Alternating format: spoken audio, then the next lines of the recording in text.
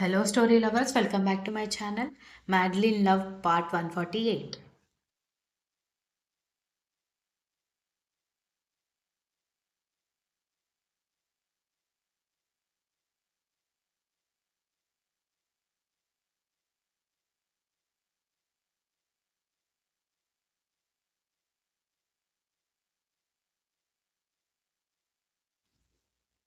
తెల్లవారే వరకు ప్యారిస్ మొత్తం జల్లెడ పట్టి దక్ష ఎక్కడ కనిపించక దక్ష అని అరుస్తూ ఒక నిర్మానుష్యమైన ప్రదేశంలో మోకాళ్ళ మీద కూర్చుండిపోయాడు కర్ణ. అతని గుండె సెకండ్కి 300 సార్లు కొట్టుకుంటోంది. ఆమెని తను రక్షించుకోలేకపోతే ఈ భూమి మీద ఉండి కూడా అనవసరమే. తన ప్రేమకై ఎందుకు ఇన్ని పరీక్షలు ఎదురవుతున్నాయో ఎంత ఆలోచించినా అర్థం కావట్లేదు. కలిసి 2 రోజులు ఉంటారో లేదో 2 నెలల ఎడబాటు. కానీ ఈసారి అంత ఎడబాటు అతను రానివ్వడు. ఎలాగైనా దక్షని కనుక్కొని తీరుతాడని స్ట్రాంగ్గా అనుకుని కార్ స్టార్ట్ చేసుకుని హోటల్కి స్టార్ట్ అయ్యాడు.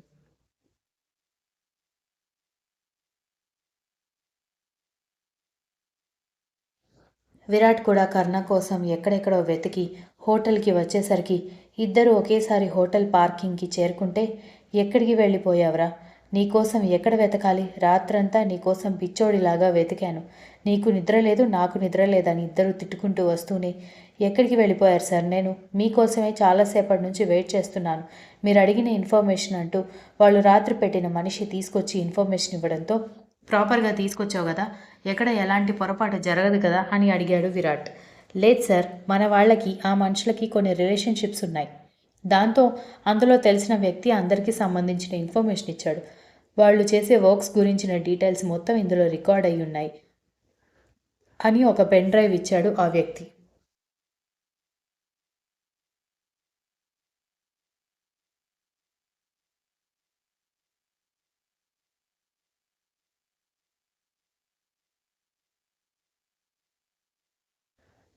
ఏ టు జెడ్ మీకు కావాల్సిన ప్రతి ఇన్ఫర్మేషన్ ఇందులో ఉంది.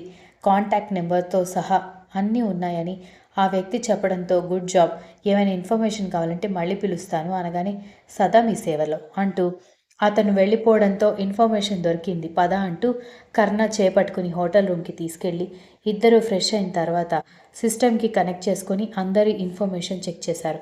మొత్తం ఇన్ఫర్మేషన్ చెక్ చేయడానికి ఒక గంట పడితే, నాకు తెలిసి అంటూ ఎవడో ఫోటో చూపించి, వీడి దగ్గర దక్ష ఉండే ఛాన్స్ ఉందిరా అంటుంటే, కాదు, వీడి దగ్గర ఉండే ఛాన్స్ ఉంది అంటూ జాన్ పేరు మీద చేతులు పెట్టాడు కర్ణ.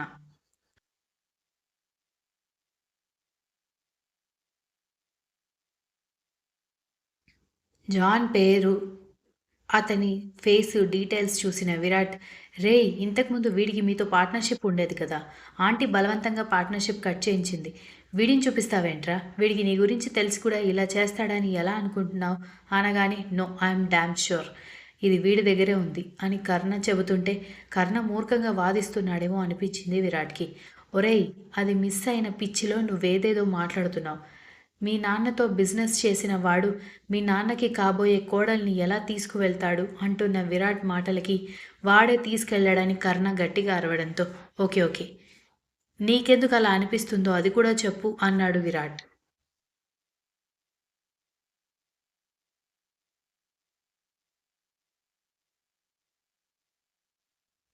ప్యారిస్లో దక్ష ఎవరన్నది ఎవ్వరికీ తెలీదు. ఒకవేళ నాతో కనిపించినందుకు ఇలా జరిగిపోయి ఉండొచ్చు అని నువ్వన్నా, నాతో కనిపించినందుకే తీసుకువెళ్ళిపోవాల్సిన అవసరం లేదు. నాతో పాటు సెక్రటరీలు, అసిస్టెంట్లు చాలామంది వస్తారు. దాన్ని కూడా అలా అనుకునే ఛాన్స్ ఉంటుంది.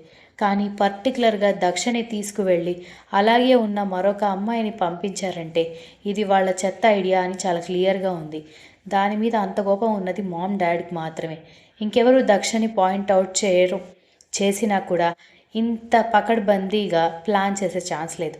డాడీ ఇలాంటి చీప్ ట్రిక్స్ ప్లే చేయడు. సో నాకు మమ్మీ మీద మాత్రమే డౌట్ ఉంది అనగానే, విరాట్ డౌట్ కూడా అదే కావడంతో, కర్ణ అంత కరెక్ట్గా గెస్ చేయడంతో షాక్ అయ్యాడు విరాట్.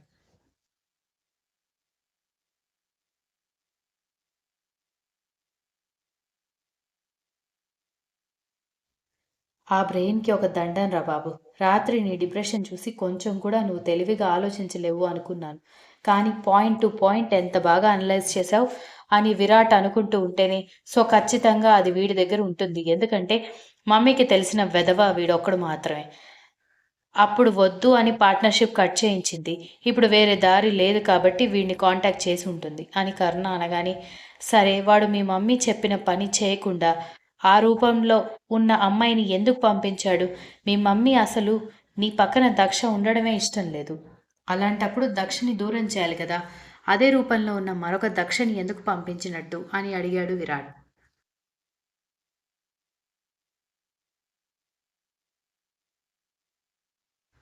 మమ్మీ మీద గెలవడం కోసమని కర్ణ చెప్పడంతో విరాట్ షాక్ అయ్యి, అసలు వాడితో ఈ దిక్కుమాలిన పని చేయించిందే మీ మమ్మీ అయితే, మీ మమ్మీ మీద ఎందుకు విజయం సాధించాలి అనుకుంటాడ్రా అని అడగడంతో, అవును, కానీ పార్ట్నర్షిప్ కట్ అయ్యేలాగా లాస్ అవ్వడానికి రీజన్ మమ్మీ కాబట్టి అని కర్ణ చెప్పడంతో విరాట్ బ్రెయిన్ షాక్లో స్టక్ అయిపోయింది.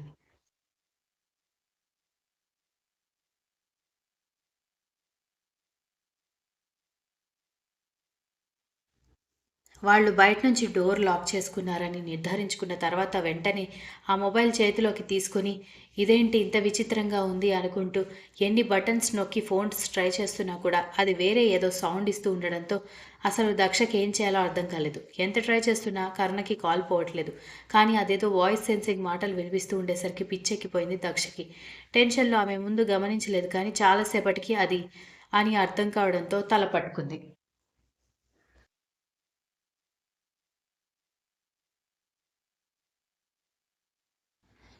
మొబైల్ అనుకుని తీసుకున్నానే. ఇది ఇప్పుడేం చేయాలి? వాళ్ళకి డౌటొచ్చి లోపలికొస్తే నాకెందుకొచ్చిన గోల అని అది పక్కన పడేసి, మళ్ళీ ఏమీ తెలియనట్టుగా పడుకోవడంతో వాళ్ళకి డౌటొచ్చి దానికోసం మొత్తం వెతికి లోపలికొచ్చి చూసేసరికి, అది దక్ష బెడ్ పక్కన పడి కనిపించేసరికి, ఎదవ నువ్వే సరిగ్గా చూసుకోలేదు. అది నీ పాకెట్‌లో నుంచి స్లిప్ అయి పడిపోయినట్టుంది అని చెప్పడంతో వాడు కూడా అదే నిజం అనుకుని అది పాకెట్‌లో పెట్టుకొని వెళ్ళిపోవడంతో తన మీద డౌట్ రాకపోయేసరికి ఊపిరి పీల్చుకుంది దక్ష.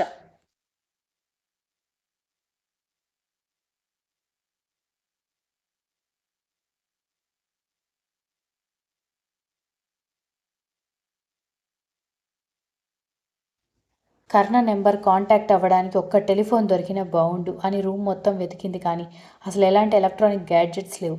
కనీసం గోడ గడియారం కూడా పెట్టలేదు వాళ్ళు. ఇంత పకడ్బందీగా ఉన్న వాళ్ళ ప్లాన్స్ చూస్తుంటేనే ఆమెకి తల తిరిగిపోతోంది.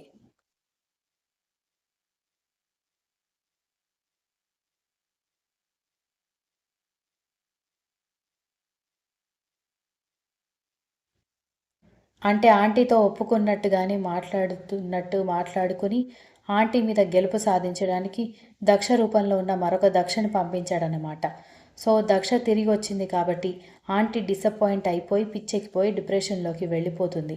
మామూలు ప్లాన్ కాదురా, వాడి ప్లాన్ మాస్టర్ ప్లాన్ రా అన్నాడు విరాట్. నేను ప్యారిస్ దాటితే దక్షతోనే దాటుతాను. ఈ దొంగ దక్ష ఇక్కడే ఉండిపోతుంది అని విరాట్ వైపు కోపంగా చూసి చెప్పాడు కర్ణ.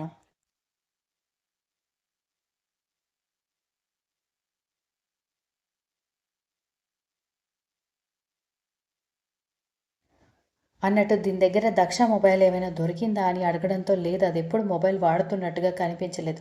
ఐఎమ్ షూర్ దక్ష దగ్గర కూడా మొబైల్ ఉంచనివ్వరు. ఎందుకంటే అది నన్ను కాంటాక్ట్ అవుతుందని వాళ్ళకి తెలుసు. అదే దాని దగ్గర మొబైల్ ఉంటే ఈ పాటికి దాన్ని తీసుకొచ్చి ఇండియాకి స్టార్ట్ అవ్వడం కూడా అయిపోయేది అని కర్ణ కోపంగా పిడికిలు బిగించి చెబుతూ ఉంటే, వీడి దగ్గర ఉందని మనం ఒక అంచనాకు వచ్చేసాం కదా, వెళ్ళి తీసుకుని వచ్చేద్దాం పద అనగాని, నో, వాడికి నా ఫ్యామిలీ మీద పగుంది. ఇప్పుడు దక్ష మిస్ అయినా ఇంకెవరినైనా ఇరికించే ఛాన్స్ ఉంటుంది. వాడిని కోలుకోలేని విధంగా ఓడించాలి. వాడి స్కిల్స్ మీద వాడికి డౌట్ వచ్చేలా ప్లాన్ చేయాలి. నేనేం చేయలేనని వాడికి వాడే ఫిక్స్ అయిపోయి టోటల్గా వాడి ఇంటర్నేషనల్ నేషనల్ వైడ్గా జరుగుతున్న బిజినెస్లకి ఫుల్ స్టాప్ పెట్టాలి అని అన్నాడు కర్ణ.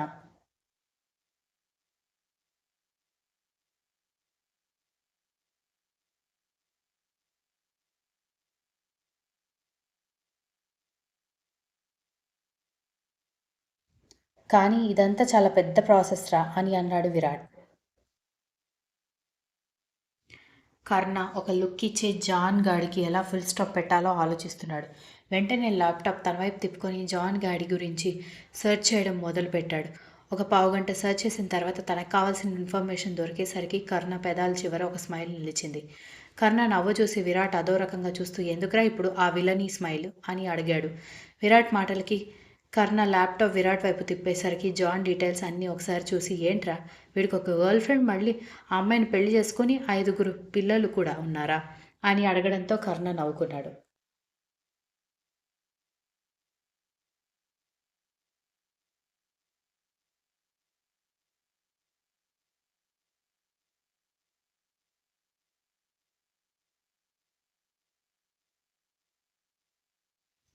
మరొక 3 రోజులు గడిచిపోయింది. దక్ష ఏం పెట్టినా తినడం లేదు. జాన్ లేడీస్‌కి చాలా రెస్పెక్ట్ ఇస్తాడు. అందులోనూ అతనికి కోపం శాంభవి మీద, కర్ణ మీద కాదు. దాంతో కర్ణ ప్రేమిస్తున్న అమ్మాయి కాబట్టి బాగా రెస్పెక్ట్ ఇస్తూ అతను కూడా రిక్వెస్ట్ చేశాడు. కానీ ఆమె 3 రోజులు కాదు కదా, వారం రోజులైనా ఒక మెతుకు కూడా ముట్టుకోలేదు. దాంతో జాన్ ఏం చేయాలో తెలియక కర్ణ బాబుకి ఇన్ఫర్మేషన్ ఇవ్వడంతో వెంటనే దక్ష కోసం ఆగమేఘాల మీద అక్కడికొచ్చేసరికి దక్ష రూమ్ బయట డాక్టర్స్ కనిపించడంతో ఏమైంది అని అడిగాడు.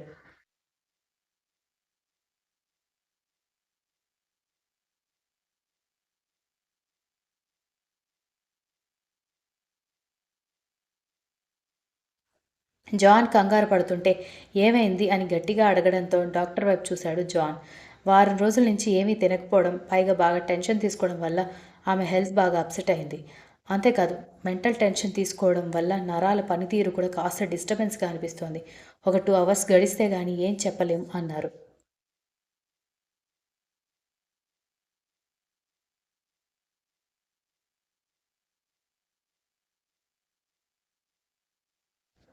అన్నట్టుగానే 2 గంటల తర్వాత డాక్టర్ బయటకొచ్చి బాగా టెన్షన్ తీసుకుంది. మామూలుగా టెన్షన్ తీసుకున్న వాళ్ళకి జుట్టు ఊడిపోతుంది. లేదంటే బక్కబడిపోతారు. లేదంటే ఇంకేదైనా ప్రాబ్లమ్ వస్తుంది. కానీ ఈమె చాలా ఎక్కువగా టెన్షన్ తీసుకున్నట్టున్నారు. దానివల్ల తను లేచి నడవడం కుదరదు అని చెప్పాడు డాక్టర్.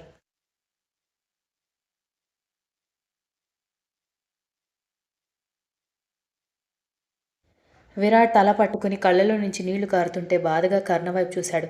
కర్ణ స్టాచ్యూలాగా కదలకుండా ఒక దగ్గర కూర్చున్నాడు. ఎలాంటి ఎక్స్ప్రెషన్ లేదు. ఎలాంటి మూమెంట్ లేదు అతనిలో. ఏదో శూన్యంలో చూస్తున్నట్టుగా కనిపించాడు. తనకి కర్ణ పరిచయం అయినప్పటి నుంచి కాకముందు కూడా కర్ణ ఎప్పుడు బాధపడ్డం విరాట్ ఎరుగడు. అసలు బాధ, డిసప్పాయింట్మెంట్, డిప్రెషన్ అనే పదాలకు అతనికి అర్థం తెలియదు. అలాంటి అతను ఇప్పుడు ప్రాణం లేనట్టుగా ఉండిపోవడం చూడలేకపోతున్నాడు విరాట్.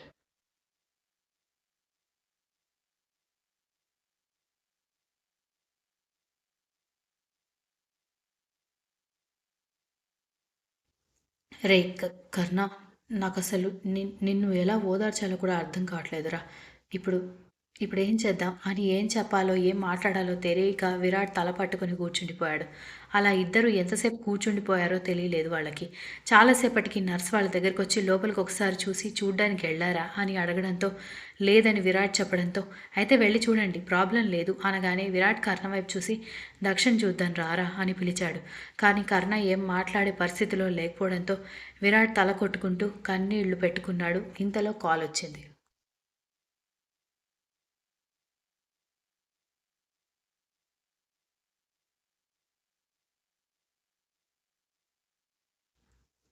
వాళ్ళు ఏడుస్తుంటే పాపం నర్స్‌కి బాధగా అనిపించి అక్కడి నుంచి వెళ్ళిపోయింది. విరాట్ కాలర్ ఐడీ వైపు చూసి దీక్షిత నుంచి కాల్ అయ్యేసరికి ఇప్పుడు ఏం చేయాలి తెలీక అయోమయంగా ఉండేసరికి కాల్ కట్ అయింది. మళ్ళీ కాల్ రావడం స్టార్ట్ అయ్యేసరికి తల కొట్టుకున్నాడు విరాట్ ఏడుస్తూ.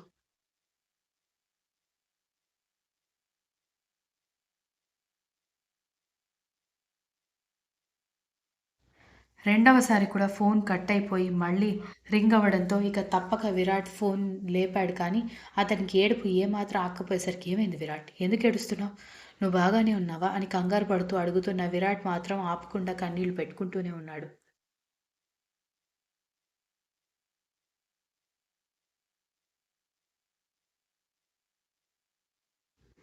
విరాట్ ప్లీజ్, నువ్వు ఇలా ఏడిస్తే నాకు భయం వేస్తుంది. దయచేసి ఏమైందో చెప్తావా లేదా అని దీక్షిత ఏడ్చినంత పనిచేసేసరికి కర్ణ, కర్ణ అని విరాట్ అంటూ ఉంటే కర్ణ గారికి ఏమైంది? నిన్న కూడా కాల్ మాట్లాడాను, బాగానే ఉన్నారు కదా అని అంది. విరాట్కి చెప్పడానికి నోరు పెగలకపోయేసరికి ఆ పక్కనే ఉన్న నర్సు విరాట్ దగ్గర నుంచి ఫోన్ తీసుకుంది. పేరెంట్స్ ఫార్మాలిటీస్లో ఉన్న దక్ష పేరు చదివి వినిపించి దక్ష కండిషన్ గురించి చెప్పి అలాగే కర్ణ కండిషన్, విరాట్ కండిషన్ గురించి కూడా చెప్పేసరికి దీక్షిత చేతిలో ఫోన్ జారిపోయింది.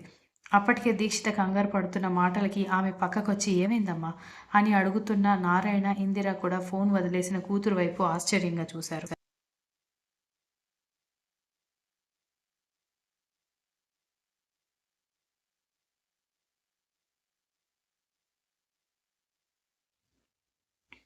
ఏమైంది దీక్షిత, ఎందుకు ఏడుస్తున్నావే అని ఏడుస్తున్న దీక్షితని కంగారుగా చూసింది ఇందిర.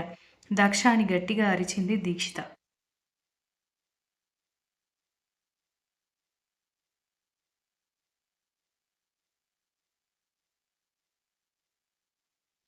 సార్ మేడంకి మెలకువ వచ్చిందని డాక్టర్ వచ్చి చెప్పడంతో విరాట్ గుండె వేగంగా కొట్టుకుంటుంది.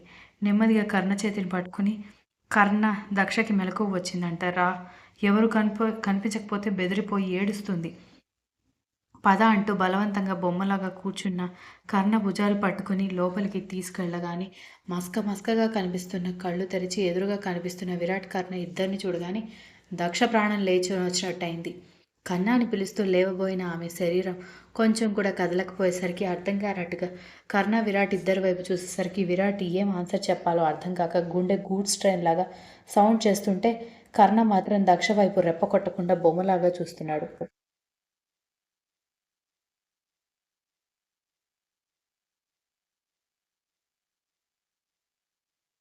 దక్ష డౌట్ వచ్చి మరొకసారి కదిలి చూసేసరికి అంగుళం కూడా కదలకపోయేసరికి కళ్ళలో నీళ్లు ఒక్కసారిగా తిరిగేసరికి నాకేమైంది బావా అని నెమ్మదిగా అడిగేసరికి విరాట్ కన్నీళ్లు పెట్టుకోవడంతో చెప్పు బావా నాకేమైంది అని అడిగేసరికి బాడీ అంతా డిజేబుల్ అయిపోయింది దక్ష.